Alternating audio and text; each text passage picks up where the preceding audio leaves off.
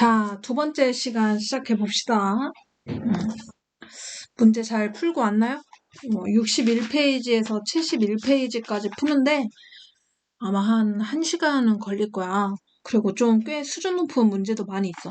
여러분들이 못 푸는 게 아니라 수능에도 나왔던 문제를 지금 풀어보는 거잖아. 근데 수능은 뭐야? 고3 때까지도 여러분들이 공부를 하고 푸는 거기 때문에 굉장히 어렵고 또 변별력을 줄 수 있는 그런 문제들이 모여 있는 거라서 어려울 수밖에 없어요. 그런데 우리는 여기서 어렵다고 좌절하는 게 아니라 뭐 하면 돼? 어려우면 이거 이렇게 풀면 되는구나. 그럼 수능에서 맞아야지. 이렇게 하면 되는 거야. 어려우면은 어려웠던 것들을 꼭 별표를 쳐놔요. 그래야 나중에 한 번, 두 번, 세 번, 네 번 풀다 보면은 익숙해지면 괜찮아질 거야. 자, 그러면 61에서 74페이지를 풀기 전에 선생님이 여러분들한테 좀 더 자세하게 설명해주고 싶은 부분이 있어서 그 부분을 좀 짚고 넘어갈게요.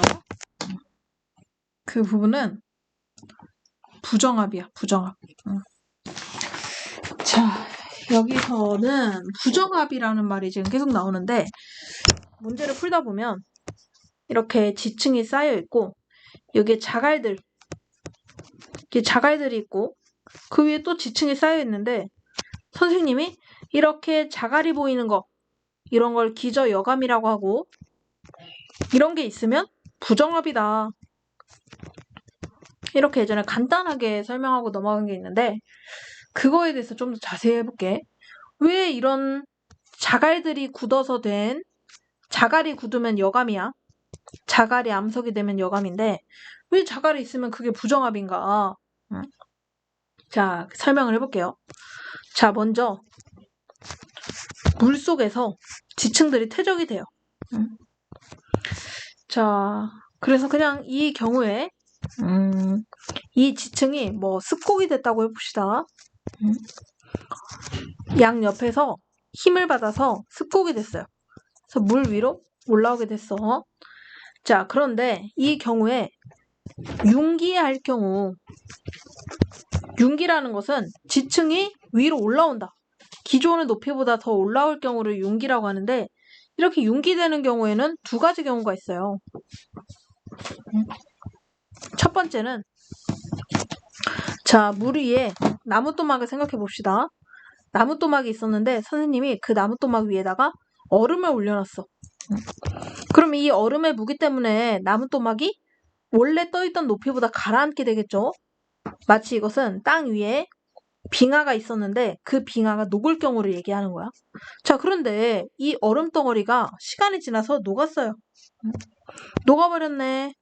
그럼 이 나무토막은 어떻게 될까요? 다시 두둥실 위로 떠오르게 되겠죠. 이렇게 지층이 무게가 변하면서 위로 상승하게 되는 것. 그게 바로 융기에 해당합니다. 이런 경우를 조륙운동. 자, 이게 첫 번째 융기할 수 있는 경우. 두 번째는 히말라야 산맥 생각하면 돼요. 대륙과 대륙이 부딪혔어. 근데 둘 다 수렴하지 않아. 밀도가 너무 작아서. 그럴 경우에는 둘이 부딪혀서 어떻게 되죠? 둘이 그 힘에 의해서 둘 다 같이 상승하게 되죠. 그런 예가 바로 히말라야 산맥 아닙니까? 이렇게 산이 형성되면서 지층이 상승하는 경우, 그런 경우를 조산운동이라고 해요. 그래서 이 두 가지 경우에 의해서 지층이 위로 상승할 수 있어요. 자, 그래서 이제 넘어가 봅시다. 지층이 위로 상승했어. 자, 수면 위로 드러나게 되면서 바람도 불고 물도 불고 그렇게 풍화에 의해서 이 수면 위로 드러난 지역이 침식합니다. 원래 이렇게 물 위에 떠 있었는데 얘가 융기하면서 더 높은 곳으로 이동했어. 근데 이게 물이나 바람에 의해서 침식됐어요. 그리고 이 커다란 돌들은 깎여서 자갈이 됩니다. 자, 여기까지 이해가죠? 지층이 융기하고 그 융기에서 물 위로 올라온 부분이 물이나 바람에 의해서 풍화 침식되고 그래서 이게 자갈로 바뀌었어요. 근데 이제 얘네들이 다시 침강, 어떤 힘에 의해서 융기했던 것이 융기의 반대 침강 다시 물속으로 가라앉아요. 그러면 그 위에 떠있던 자갈들이 다 어떻게 됩니까? 다시 여기로 가라앉겠죠. 다시 물에 잠기고. 그래서 이렇게 될 경우에는 이런 기저여감이 만들어지게 돼요. 그런데 우리가 물 아래에 잠겨있는 기저여감은 볼 수가 없죠. 스쿠버 다이빙에서 들어가지 않는 이상 우리 눈에 안 보입니다. 근데 지금 지표면에 드러나 있는 기저여감들은 물 위로 올라와 있는 거란 말이에요. 그러려면 물 속에 있는 상태가 아니라 다시 수면 위로 드러나야지 우리가 그것을 관찰할 수 있단 말이야. 그러려면 한 번 더 뭐가 필요하죠? 다시 물 위로 올라오는 윤기가 필요합니다. 그래서 이 지층이 다시 수면 위로 윤기하고 그 위로 또 퇴적물들이 쌓이고 이런 경우가 바로 기저여감이 보이는 부정압. 자, 그래서 여러분들 여기 보면은 지금 이 자갈들이 기저여감이라고 했죠? 기저여감을 경계로 이 아랫부분과 이 윗부분은 엄청난 시간 간격이 있죠. 여기는 윤기하기 전, 침강도 하기 전, 그때 쌓였던 지층이고 이 위에 있는 기저여감 위에 있는 지층은 윤기랑 침강을 겪고 나서 그 다음에 다시 새롭게 퇴적된 지층이란 말이야. 그래서 부정압면을 통해서 알 수 있는 것은 굉장히 이 부정압면을 경계로 큰 시간적 간격이 있었다는 거. 그거를 알 수 있게 해주는 게 바로 이 부정압면이에요. 자, 정리해봅시다. 부정합. 어떤 친절한 문제집에서는 이렇게 부정압면을 꼭 이렇게 기저여감을 그려줘. 누가 봐도 나는 부정합이다 라고 티를 내는 이 기저여감을 그려주는 문제집도 있고 아니면 어떤 문제집에서는 여러분들 지난 시간에 방사성 동위원소로 절대연령 구하는 거 배웠죠? 그래서 A지층, B지층을 줬는데 A지층 방사성 동위원소로 나이를 구해보니까 A지층은 뭐 고생대 지층이고 B지층은 신생대 지층이다. 응? 그럼 그 사이에 중생대라는 엄청난 큰 시간적 간격이 누락돼 있죠. 이런 경우에 A와 B는 부정한 면이다. A와 B 사이에는 부정한 면이 있다. 라고 할 때 이것도 맞는 설명이 되는 거야. 꼭 무조건 기저여감을 그려주는 건 아니야. 부정한 면이라고 해서. 그래서 부정한 면은 엄청나게 큰 시간적 간격이 있는 것을 바로 부정한 면이라고 하고 방금 전에 선생님이 부정한 면은 융기했다가 그게 다시 침강해야 되고 그 다음 아직 물 속에 있잖아. 이게 우리 눈에 드러나려면 다시 한번 융기를 해야 우리가 볼 수 있는 거란 말이야. 그래서 부정한 면이 우리 눈에 보인다는 것은 융기 2번. 최소 융기 2번이다. 이거를 계산할 수 있어요. 그래서 부정한 면은 융기 횟수를 알려준다. 융기 횟수 최소 부정한 면 플러스 1. 자, 그림으로 그려볼게. 어떤 지층이 부정한 면이 하나, 둘, 이렇게 2개가 보이네. 그리고 우리 눈에 보이네, 이 2개가. 그러면 이 지층은 최소 융기를 몇 번 했는가? 이런 문제가 나올 수 있어요. 뭐 몇 번 했는가? 이런 문제는 안 나오겠지만 보기에 이 지층은 융기를 최소 4번 이상 하였다. 이런 식의 보기가 나올 수 있단 말이죠. 그러면 융기 횟수는 부정한 면 플러스 1이니까 부정한 면 2개죠. 그래서 융기 횟수 3번이다. 최소.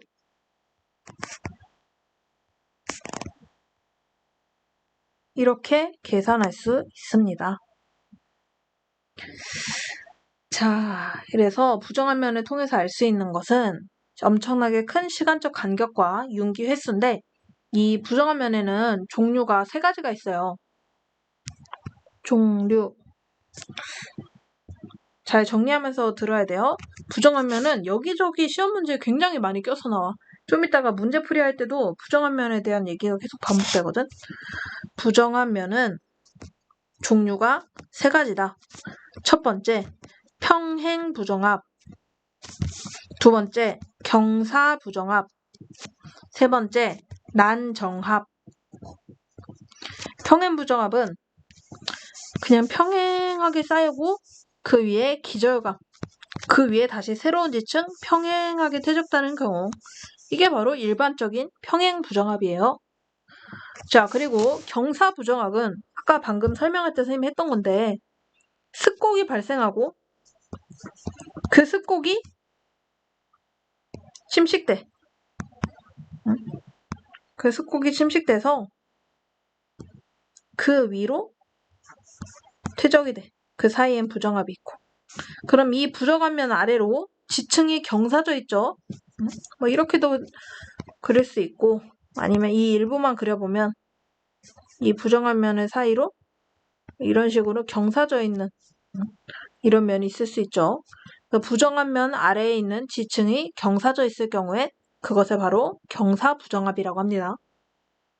자, 난정합. 난정합은 지층이 있었는데 이 지층을 화강압이 관입했네. 마그마가 관입했네. 자, 그런데 이 지층이 융기에다 침강했어. 그러면서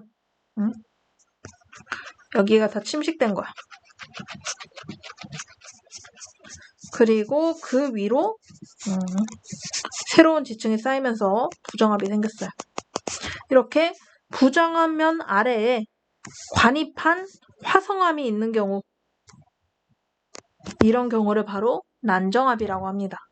오케이? 이렇게 부정합은 세 가지 정도로 정리해 놓으시면 부정합 관련된 문제는 웬만큼 다 풀 수 있을 거예요. 자, 그러면 여러분들이 문제를 이제 풀고 왔죠? 자, 몇 가지 문제를 선생님이랑 풀어볼게요. 자, 62페이지에 6번 문제 한번 볼게요. 여러분들 이거는 여기에 있는 문제들은 모의고사나 수능에 나왔던 문제들로 굉장히 여러분들이 새로운 문제를 접해보고 의미 있게 그런 오답들을 체크해볼 수 있는 기회라서 선생님 설명을 듣고 답을 아는 것보다 여러분들 스스로 풀어보면서 내가 어떤 부분이 약하고 어떤 부분에 대해서 제대로 알고 있구나, 이거를 꼭 확인해보는 기회가 됐으면 좋겠어요. 선생님 설명 듣기 전에 꼭 문제 풀어보고 오세요. 자, 6번 볼게요. 여러분들은 답을 몇 번으로 했나요? 지금 6번 보면은 방사성 동위원소 X가 있고 자원소는 하얀 색깔 네모로 표현을 했네. 그러니까 원래 검은색이었던 게 하얀색으로 변해간다. 모원소가 자원소로 붕괴한다. 이런 거죠. 그리고 모원소가 자원소로 반절이 될 때까지 그거를 바로 반감기라고 했죠. 근데 여기서 지금 반감기도 안 알려주고 그냥 비율만 보여줬는데 가와 나가 뭔지는 모르겠으나 2억 년 후랑 4억 년 후다라고 하네요. 이 네모칸을 우리가 다 세봐야 돼 또. 가를 다 세봐. 지금 가는 이미 자원소로 엄청나게 많이 변했네. 근데 몇 개나 변했냐? 총 선생님이 세봤어. 1, 2, 3, 4, 5, 6. 6개씩 4줄이니까 6, 4, 24 중에 모원소가 남아있는 건 고작 하나, 둘, 셋, 넷, 다섯, 6개네. 24개 중에 6개 남았고요.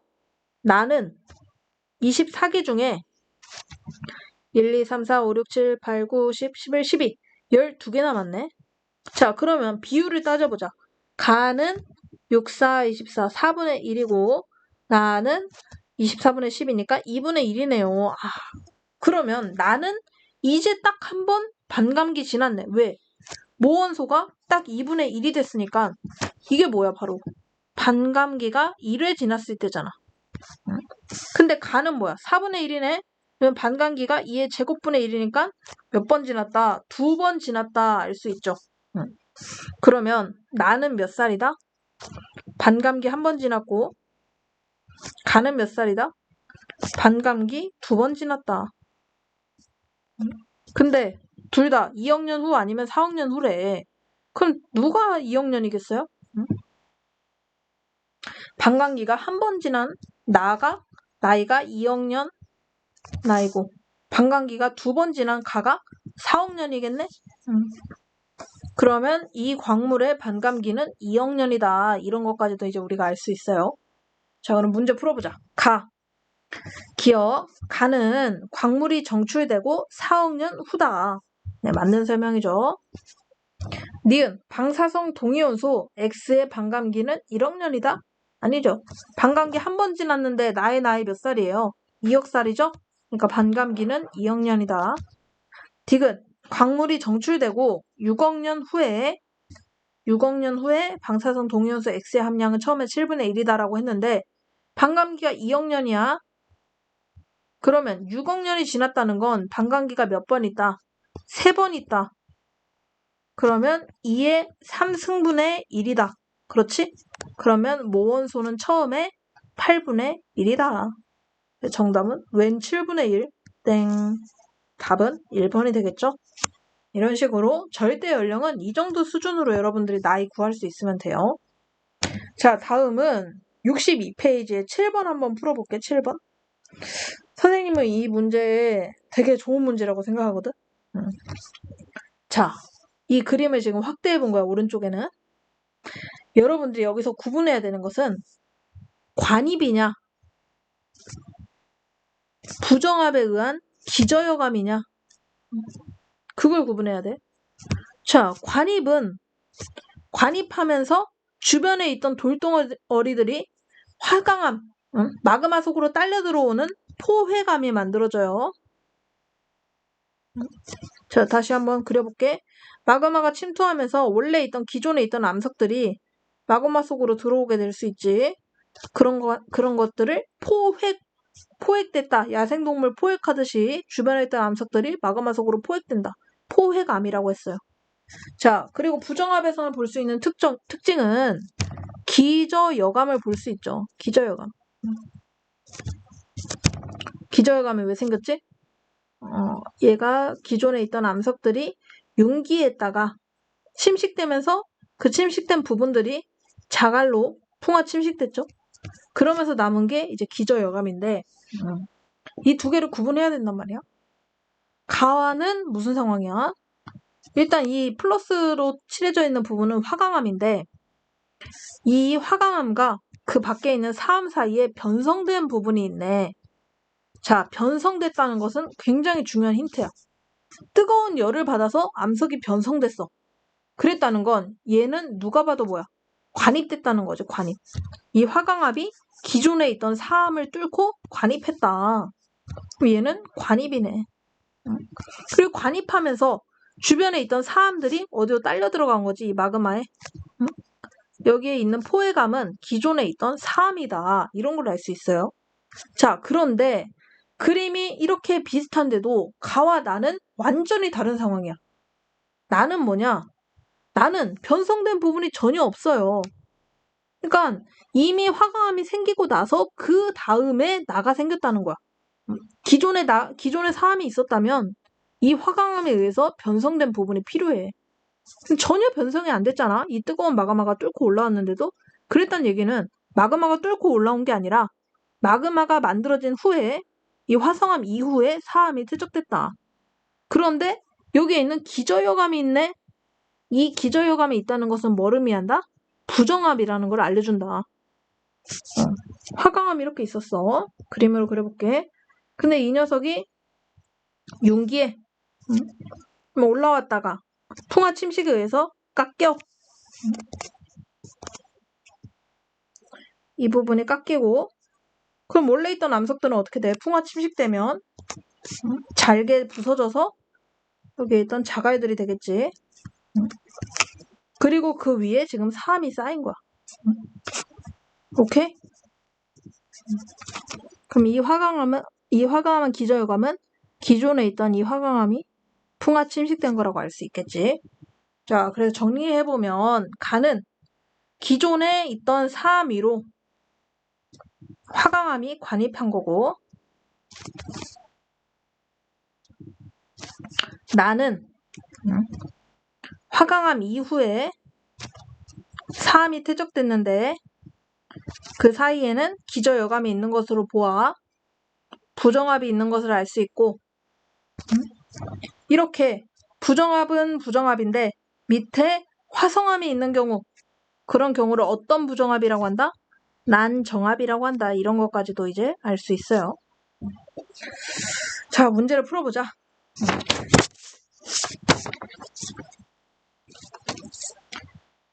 문제를 풀어보면은 일단 기억, 가에서 화강암은 사암보다 먼저 생성되었다. 아니죠. 무슨 법칙으로 말할 수 있어? 관입의 법칙. 관입한 암석은 관입당한 암석보다 나중에 생긴 거다. 응? 지금 관입당한 게 누구야? 사암이 관입을 당한 거잖아. 화강암은 사암 이후에 생긴 거죠. 관입한 거니까.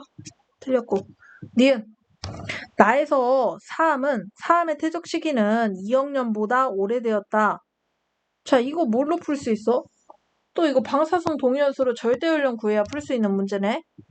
자, 가와 나 모두 화강암에 포함된 방사성 동위원수 X의 함량은 처음에 25%다. 모 원소가 25%밖에 안 된대. 분수로 바꿔보면 25%는 100분의 25지. 그러면 4분의 1이네. 4분의 1은 2의 2승분의 1이네. 그러면 반감기 몇 번 지났다? 반감기 2번 지났다. 그러면 얘의 반감기는 1억 년이라고 나와 있네. 그러면 이 화강암의 나이 둘 다 몇 살? 화강암 둘 다 반감기 2번 지났으니까 2억 살. 그런데 나에서 사암의 퇴적 시기가 2억 년보다 오래되었다? 화강암 쌓인 다음에 그 다음에 사암 퇴적된 거잖아. 그지? 그러면 2억보다 오래될 수가 있나요? 나중에 생긴 건데? 아니죠. 2억보다 어리겠죠. 니은 틀렸고. 디귿. 가와 나 모두 화강암의 절대 연령은 2억이다. 네, 둘 다. 가와 나 모두 화강암에 포함된 방사성 동위원소의 함량이 25%로 똑같네. 둘 다 2억살이다. 맞죠? 그래서 3번. 자, 여러분들. 어떻게 이게 문제가 2점짜리 수능 테스트에 있을 수 있죠? 이게 2점으로 출제가 됐었나봐요. 어마어마하네요. 이렇게 알아야 될 부분들이 많은데. 근데 이거 하나 풀 수 있으면 되게 온갖 개념이 다 짬뽕돼 있는 문제라서 이 정도 할 수 있으면 여러분들 웬만한 개념 다 잘 이해하고 있는 것 같아. 내가 지금 이 문제를 맞았다. 스스로 나 이번 개념 진짜 잘 이해했구나. 이렇게 생각해도 될 것 같아요. 자, 다음은 10번이에요. 이거는 비교적 간단한데 이런 식으로도 문제가 나오는구나. 선생님이 아까 어떤 부분이 가장 지구의 역사상에서 많은 부분을 차지하고 있는지를 알아야 된다. 면서 시생누대, 원생누대, 그 다음에 현생누대인데 시생누대, 원생누대를 합쳐서 선캄브리아기. 그리고 현생누대는 세 가지로 쪼개져. 고생대, 중생대, 신생대. 그 중에서 가장 많은 부분을 차지하는 것은 원생대였어. 그 다음이 시생. 원생이 제일 많고 그 다음 시생, 그 다음이 현생. 그러면 이것은 시대적으로 나타나는 게 아니라 상대적 길이에 따라 나타나는 건데 제일 많은 부분이 원생이겠죠. 그 다음이 시생이겠죠. 그 다음이 현생이겠죠. 시생누대는 A다. 맞네요. 남세균이 출연했다. 남세균은 언제부터 출연했어? 처음부터 출연했어. 시생부터 출연했단 말이야. 그러면서 스트로마톨 라이트를 만들었지. 그러면 남세균이 출연한 시기 B다? 맞고. 고생들은 C에 포함된다? 네, 너무 쉽죠. 이것만 알면 그냥 발로도 풀 수 있는 문제였어. 오케이, 5번. 자, 넘어가. 자, 오늘 여기까지 하고 수업 마칠 건데 이 5번 진짜 여러분들 이거 너무너무 중요해. 응? 너무너무 중요해서 진짜 선생님 설명 듣기 전에 여러분들이 꼭 한번 생각을 해봤으면 좋겠는데 되게 재밌는 문제야. 이 그림에서 A, B, C, D 그리고 이 단층인 FF 그리고 QP까지 순서를 여러분들이 쫙 이거 나열할 수가 있다? 응? 이 문제를 원래 선생님이 다 풀어주려고 했는데 이거는 선생님 풀어주기 너무 아까운 문제야. 여러분들이 꼭 한번 이거 생각을 해봤으면 좋겠어. 그래서 이 부분은 선생님이 구글 설문지로 올릴 테니까 여러분들이 A부터 A, B, C, D 그리고 단층을 나타내는 FF 그리고 QP까지를 어떤 순서로 쌓였는지를 좀 나열을 해봤으면 좋겠어. 근데 그걸 나열을 하려면 이 방사성 동위원수로 나이를 구하는 게 꼭 필요해. 자, 그래서 나이를 구하고 나면은 여러분들이 이게 각각 이 암석들이 어떤 시대에 생겼는지도 알 수 있게 되고 그 시대를 알면 그 시대에 이 화석이 있었는지 없었는지까지도 알 수 있어. 오케이? 자, 이 문제는 구글 설문지에 올릴 테니까 여러분들이 꼭 한번 잘 생각해가지고 구글 설문지를 풀어봤으면 좋겠어요. 정답은 우리 학교 나와서 선생님이랑 같이 얘기하면서 해봐요. 오케이, 고생했습니다, 여러분. 남은 원격 수업 기간 잘 보내고 우리 등교 수업 시간에 만나요. 안녕.